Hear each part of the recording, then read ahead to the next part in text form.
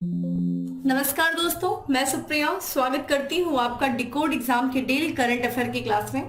दोस्तों, आज हम अपनी करंट अफेयर की क्लास में डिस्कस करने जा रहे हैं 10th ऑफ जून 10 जून से रिलेटेड करंट अफेयर को। तो चलिए दोस्तों, जल्दी से आप सभी लोग सेशन से जुड़ जाइए, सेशन को शेयर कर दें आप सभी लोग।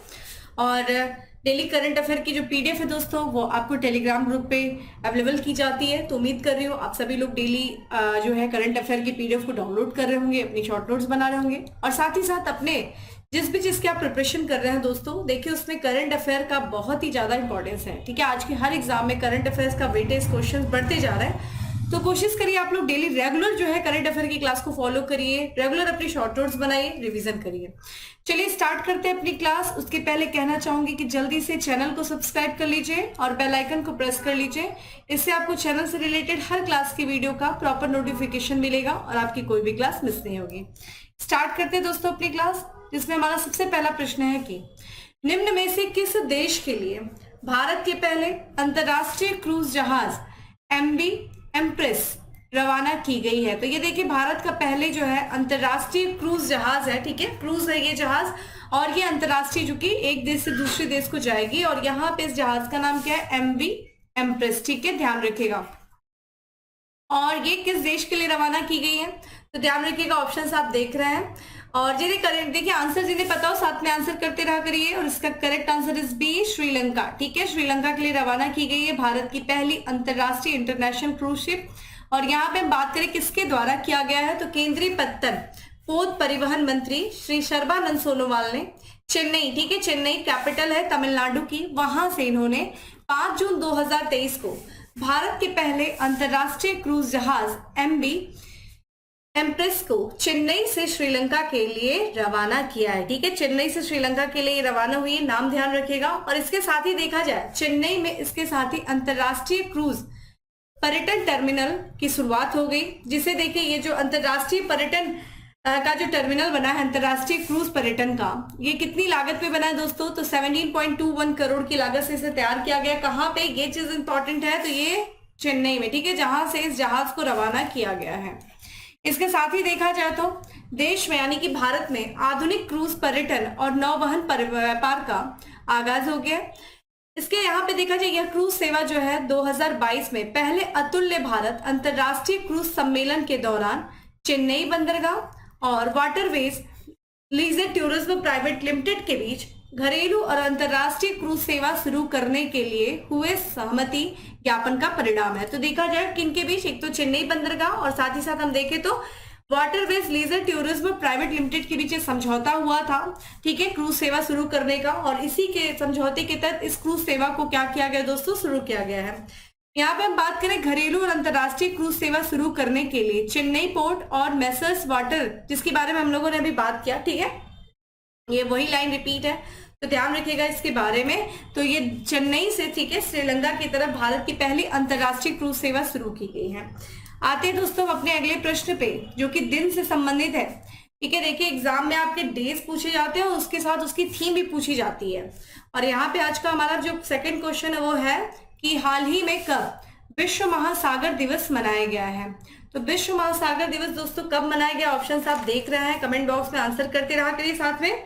करेक्ट आंसर इज डी, 9 जून को मनाया गया। ठीक है, तो हम देखिए वर्ल्ड ओशियन डे जो है सेलिब्रेट किया गया है 9 जून को। ठीक है, देखिए इसे करेक्ट कर लीजिएगा, यहाँ 9 जून नहीं होगा दोस्तों, यहाँ पे 8 जून होगा। ठीक है, करेक्ट आंसर सी होगा। ठीक है, 8 जून को जो है वर्ल्ड ओशियन डे यानी कि विश्व महासागर दिवस मनाया जाता है हर साल।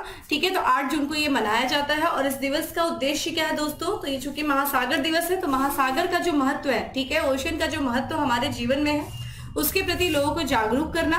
और इतना ही नहीं, समुद्री संसाधन जो कि हैं, जो रिसोर्सेज हैं समुद्र के अंदर, उनका संरक्षण करना और उनके महत्व के बारे में लोगों को बताना, यही इस दिवस का जो है बेसिकली उद्देश्य है।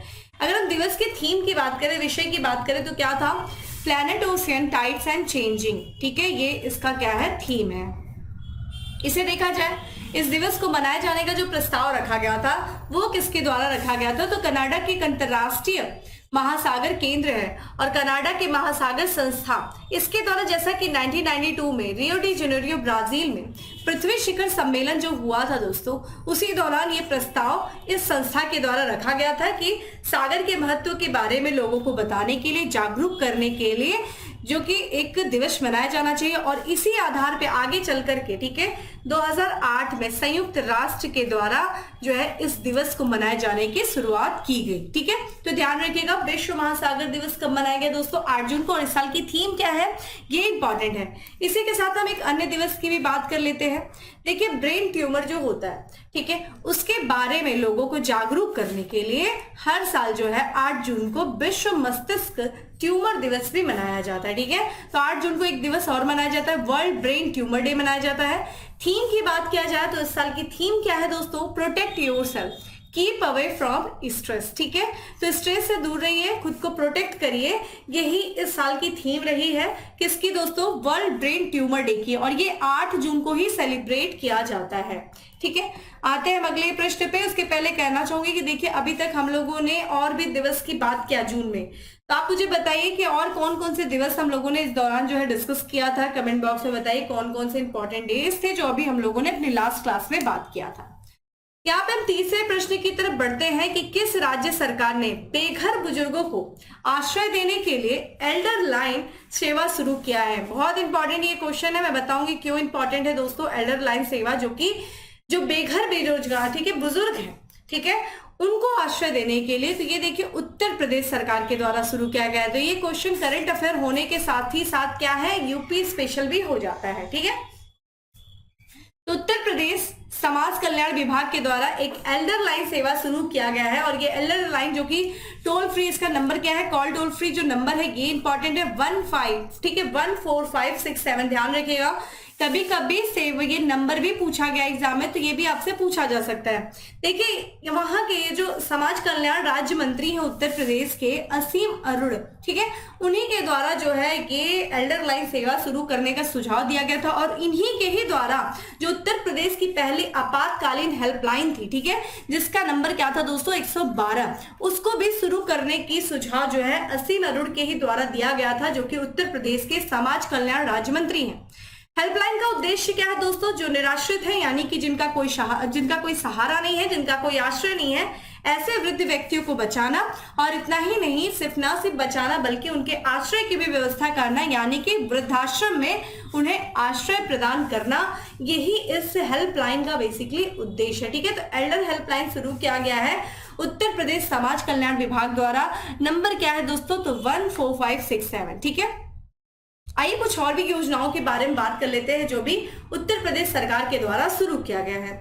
जैसे कि उत्तर प्रदेश सरकार ने अभी हाल ही में दूध के क्षेत्र में, यानी कि दुग्ध विकास और उसके उत्पादन में, ठीक है, अपने आप को अग्रणी राज्य बनाने के उद्देश्य से 1000 करोड़ रुपए की लागत से एक नंद बाबा दुग्ध मिशन योजना शुरू किया। ठीक है, तो उत्तर प्रदेश को दूध के उत्पादन में, ठीक है, और दूध जो विकास के क्षेत्र में, दूध से बनी हुई चीजों के क्षेत्र में अग्रणी राज्य बनाने के उद्देश्य से नंद बाबा दुग्ध मिशन शुरू किया गया है। मिशन का देखिए उद्देश्य क्या है, यह मिशन देखिए तो दूध उत्पादकों को डेयरी सहकारी समितियों के माध्यम से गांवों में उचित मूल्य पर अपना दूध बेचने की सुविधा प्रदान करने के लिए लागू किया गया है। इस मिशन के तहत बात करें तो उत्पादकों के गांव में ही जो उत्पादन, जहां पे उत्पादन हो रहा होगा, जिस गांव में, जिस विलेज में दूध का उत्पादन हो रहा होगा, उस वहीं पे देखा जाए दूध की बिक्री की सुविधा के लिए डेयरी किसान उत्पादक संगठन बनाने का प्रस्ताव है। तो एक काम किया जाएगा, जो किसान दूध का उत्पादन कर रहे हैं, देखिए उनके पास बहुत सारे ऐसे रिसोर्सेज नहीं होता है कि वो मार्केट तक जा सके, और मार्केट तक जाएंगे भी तो देखिए उनका एक कॉस्ट लगती है, किसी भी चीज का पैसे लगते हैं, तो बहुत कभी कभी जो है वो नहीं जा पाते। तो इसके लिए क्या होगा कि जिस गांव में दूध का जो उत्पादन हो रहा है वहीं पे सरकार के द्वारा एक संगठन बनाया जाएगा, डेयरी किसान उत्पादक संगठन, जहां पे ये जो गांव के जो किसान होंगे जो दूध का उत्पादन कर रहे हैं वो उसी संगठन में अपने दूध को बेच सकेंगे, जिससे कि क्या होगा, एक तरीके से दूध का एक तरीके से, ठीक है, वो खराब भी नहीं होंगे और उनको सही समय पे जो है मार्केट में लाया जा सकेगा। तो इसी उद्देश्य से ये नंद बाबा, ठीक है, दुग्ध मिशन शुरू किया गया है उत्तर प्रदेश सरकार के द्वारा। ठीक है, इंपॉर्टेंट है दोस्तों, ये अपने आप में काफी क्वेश्चन यूपी स्पेशल है। अगला प्रश्न है फाइनेंशियल इंक्लूजन से यानी कि निम्न में से किसके द्वारा वित्तीय समावेशन डैशबोर्ड अंतर्दृष्टि लॉन्च किया गया है। तो ये वित्तीय समावेशन यानी कि फाइनेंशियल इंक्लूजन डैशबोर्ड अंतर्दृष्टि किसके द्वारा लॉन्च किया गया है। ऑप्शंस आप देख रहे हैं दोस्तों, ये कुछ नाम दिए हुए हैं आपके ऑप्शन में, और इसका जो करेक्ट आंसर की बात किया जाए तो रिजर्व बैंक ऑफ इंडिया के गवर्नर यानी कि कौन दोस्तों, शक्तिकांत दास, उनके द्वारा ये डैशबोर्ड अंतर्दृष्टि लॉन्च किया गया है। तो reserve bank of India, Bharat के केंद्रीय बैंक आरबीआई के जो वर्तमान गवर्नर है शक्तिकांत दास, उनके द्वारा अंतर्दृष्टि लॉन्च किया गया है। ये अंतर्दृष्टि क्या करेगा दोस्तों, चूंकि ये एक वित्तीय समावेशन डैशबोर्ड है, तो ये वित्तीय समावेशन का, ठीक है, जो प्रगति हो रही है उसका आकलन करने के लिए ये डैशबोर्ड को लॉन्च किया गया। वित्तीय समावेशन क्या होता है दोस्तों, तो ध्यान रखिएगा, वित्तीय समावेशन यानी कि समावेश कर देना किसका, लोगों का, किसमें, वित्तीय क्षेत्र में, यानी कि हर व्यक्ति को बैंकिंग सेवा से जोड़ना ही क्या है, वित्तीय समावेशन है। ठीक है, और ये प्रगति कैसी हो रही है इसका आकलन करने के लिए कि कितने लोग कैसे जुड़ रहे हैं, और इसको देखने के लिए ये अंतर्दृष्टि लॉन्च किया गया था। वित्तीय समावेशन की प्रगति की निगरानी के लिए अंतर्दृष्टि भी प्रदान करेगा। ध्यान रखिएगा, आप मुझे कमेंट बॉक्स में आंसर करिए कि वित्तीय समावेशन के लिए भारत सरकार ने कौन सी एक योजना शुरू किया है जिसने अपने आप में काफी ज्यादा रिकॉर्ड भी बनाए हैं, आप मुझे बताइए। इसके बारे में बात करें तो ये देश भर में वित्तीय समावेशन की सीमा को मापने की क्षमता को भी सक्षम करेगा। यह बहुहितधारक दृष्टिकोण के माध्यम से अधिक वित्तीय समावेशन की सुविधा प्रदान करेगा। ज्यादा से ज्यादा लोगों को ये वित्तीय क्षेत्र में, वित्तीय सेवा क्षेत्र में जोड़ने में भी सहायक होगा। ठीक है, चूंकि बात कर रहे हैं देश के केंद्रीय बैंक यानी कि रिजर्व बैंक ऑफ इंडिया की, तो आइए उसके बारे में भी देख लेते हैं। देखा जाए रिजर्व बैंक ऑफ इंडिया की जो स्थापना की गई थी वो किस एक्ट के तहत किया गया था, तो भारतीय रिजर्व बैंक अधिनियम 1934 के तहत किया गया था। और ये अपना कार्य कब से शुरू कर दिया था, तो 1 अप्रैल 1935 से शुरू किया गया था। रिजर्व बैंक ऑफ इंडिया का नेशनलाइजेशन यानी कि अगर हम राष्ट्रीयकरण की बात करें तो ये हुआ था 1949 में, और इसके जो अधिकार रखता है वो भारत सरकार रखता है। देखा जाए ये बैंकों को भी विनियमित करता है। ठीक है, जो बैंक होते हैं, देश के बैंक होते हैं, उनको भी ये विनियमित करता है। तो किस अधिनियम के तहत करता है, तो बैंकिंग विनियमन अधिनियम 1949 के तहत ये विनियमित करता है।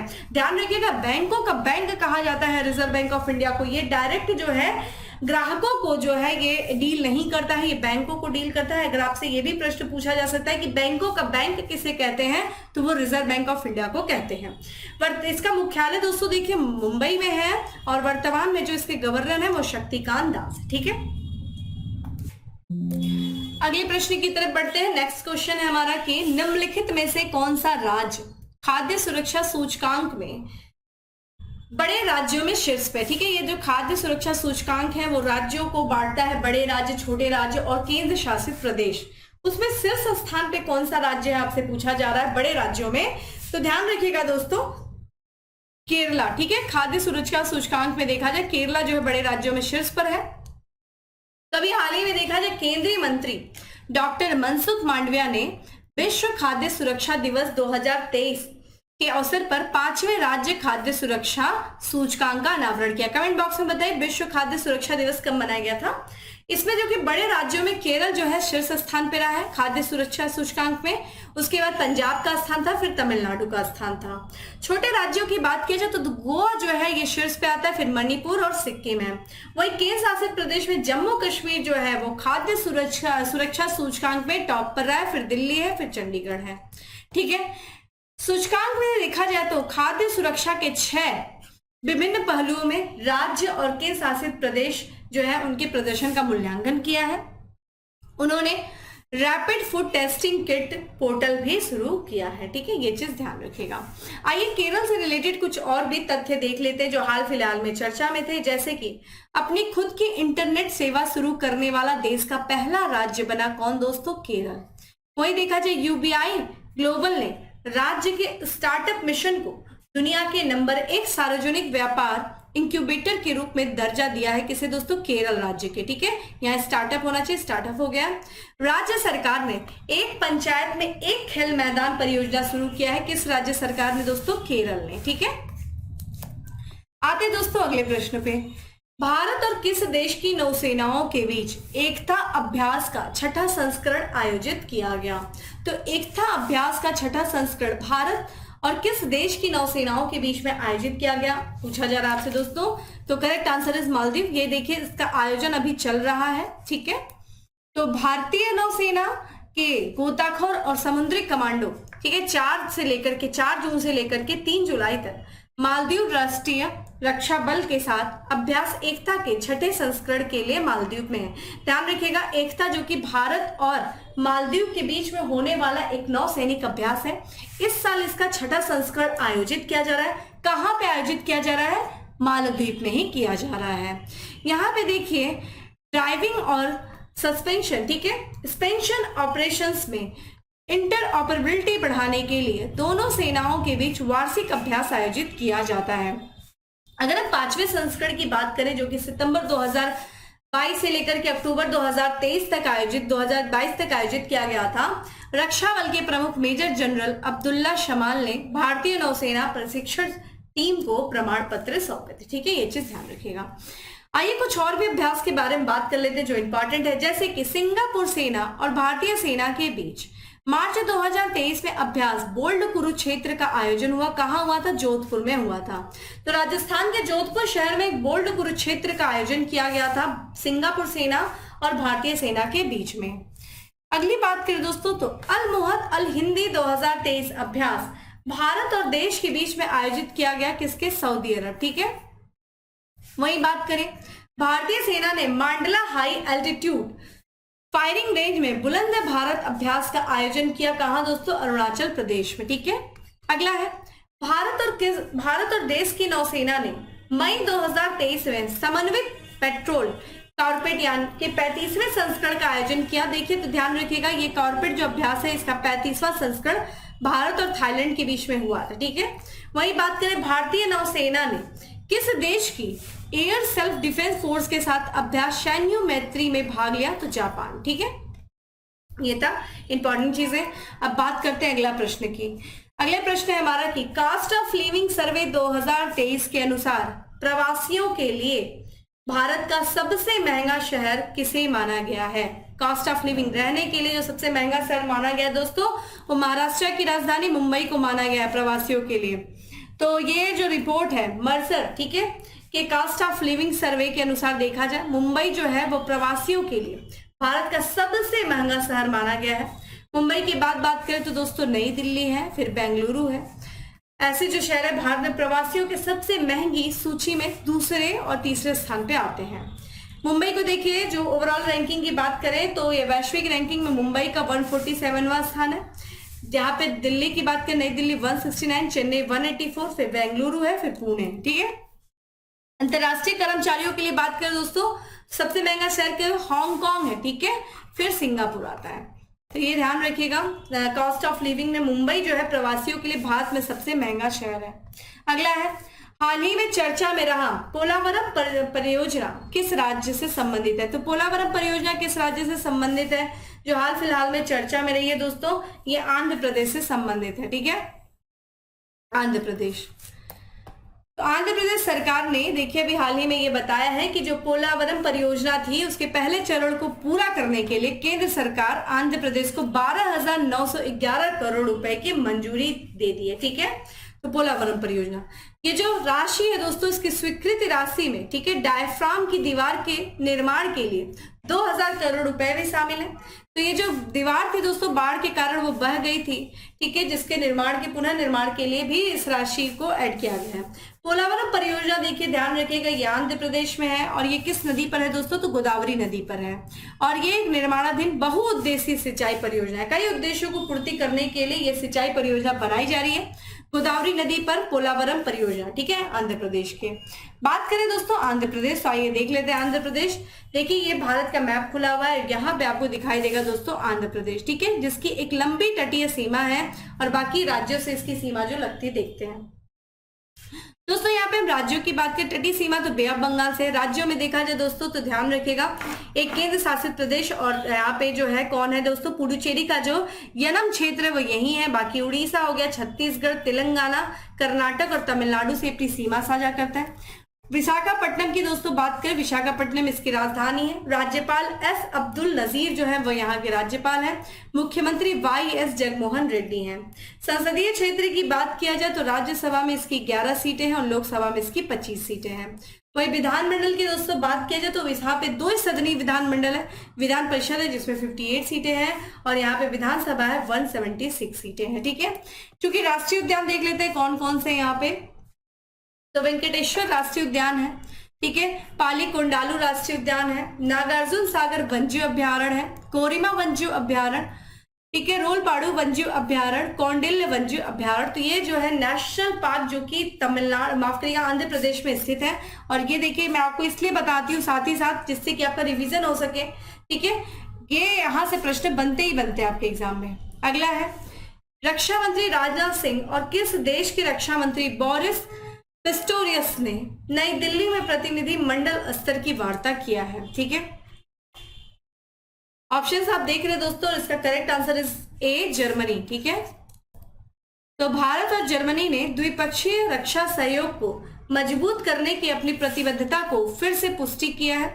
दोनों देशों ने रक्षा औद्योगिक साझेदारी को और बढ़ाने के तरीकों का पता लगाने के लिए अपनी प्रतिबद्धता की पुष्टि किया है। बैठक जो है उसमें भारत के जो रक्षा मंत्री दोस्तों राजनाथ सिंह ने उत्तर प्रदेश और तमिलनाडु में 2 रक्षा औद्योगिक गलियारे में जर्मन निवेश की संभावना पर प्रकाश डाला है। तो ये जो औद्योगिक गलियारे बनाए जा रहे हैं उत्तर प्रदेश में और तमिलनाडु में, तो रक्षा मंत्री राजनाथ सिंह ने ये उम्मीद जताई है कि जर्मनी से जो है यहाँ पे निवेश आने की संभावना है। द्विपक्षीय बैठक से पहले जो अतिथि गणमान्य थे व्यक्ति उनको त्रिसेवा गार्ड ऑफ ऑनर भी दिया गया। जर्मनी के रक्षा मंत्री जो है वो जैसा कि बोरिस पिस्टोरियस है वो भारत की 4 दिवसीय यात्रा पे थे। और अगर हम रणनीतिक साझेदारी की बात करें भारत और जर्मनी के बीच, तो ये 2001 से शुरू हुई थी।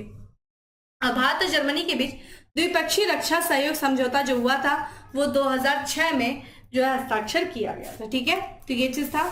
अब बात करते दोस्तों आज के लास्ट एमसीक्यू की। हाल ही में चर्चा में रहा किलाउआ ज्वालामुखी कहाँ स्थित है। ठीक है, किलाउआ जो ज्वालामुखी है दोस्तों ये हवाई में स्थित है, हवाई द्वीप में स्थित है जो कि यूएसए का भाग है। और यहाँ पे विस्फोट होना शुरू हुआ है। तो ये सक्रिय ज्वालामुखी, ये सबसे जो है सक्रिय ज्वालामुखियों में से एक है किलाउआ, जिसमें से 7 जून में भी हाल ही में ये विस्फोट होना शुरू हुआ है। 3 महीने के अंतराल के बाद, देखिए 3 महीने पहले भी इसमें विस्फोट हुआ था, पुनः 7 जून को जो है इसमें लावा फूटना शुरू हुआ है और ये दुनिया का सबसे सक्रिय ज्वालामुखी में से एक माना जाता है।